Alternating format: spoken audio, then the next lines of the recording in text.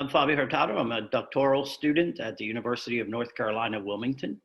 And over the next few minutes, I am going to argue strongly on behalf of the value of authentic leadership. And I'm going to use a three-pronged approach to do so.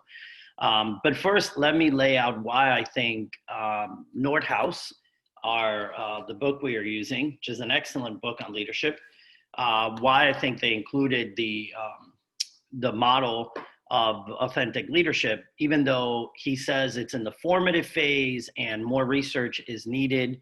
I think he included it because it can't be ignored, because it works.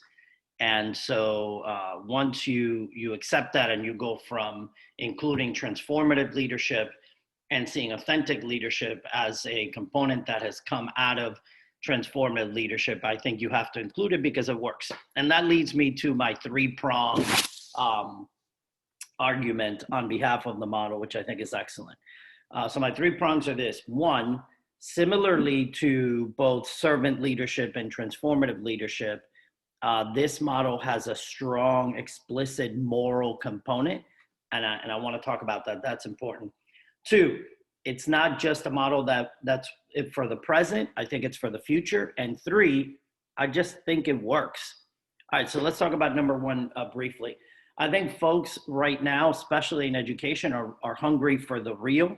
They're hungry for vulnerable leaders. They're hungry for leaders who walk side by side with them. They're hungry for leaders who are thinking about the common good, who share the strengths and the difficulties of their own life, who are very self-aware. I think people are really hungry for that. And I think that's what servant leadership provides. So this moral dimension of I'm walking with you, I am authentically part of who you are in this enterprise we call education. I think that's, if it's important in industry, I think it's even far more important in education. So that's my number one reason. Two, my second reason why I think it's excellent, I'm going to agree with Nordhaus and disagree with him a little bit. He makes a point to talk about millennials and the power they're currently holding as they pour into industry and education. If you have dealt with elementary school parents, you know that a great deal of them now are millennials, and that will be more the reality as we go on. A lot of the new teachers we're getting, especially in elementary and middle school, are millennials. Now, Nordhaus says the strengths of this leadership model could be a stumbling block for millennials. And I think actually that's completely the opposite.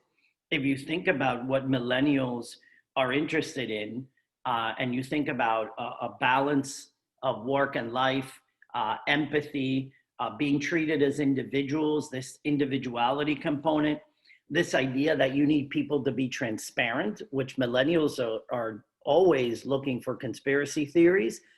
I think all of those play incredibly well into the hand of the authentic leadership model. And so I think that's the second reason why it's a strong model.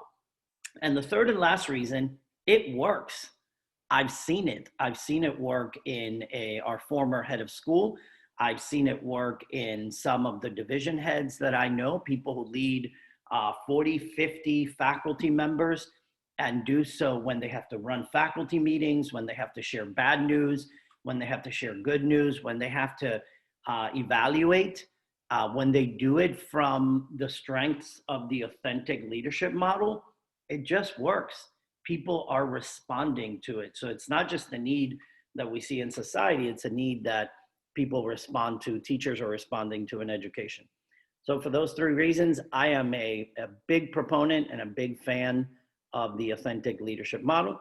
And I hope if you don't know about it, or if you haven't had a chance to do some looking into it, that you do so, because it will be very valuable. Thank you.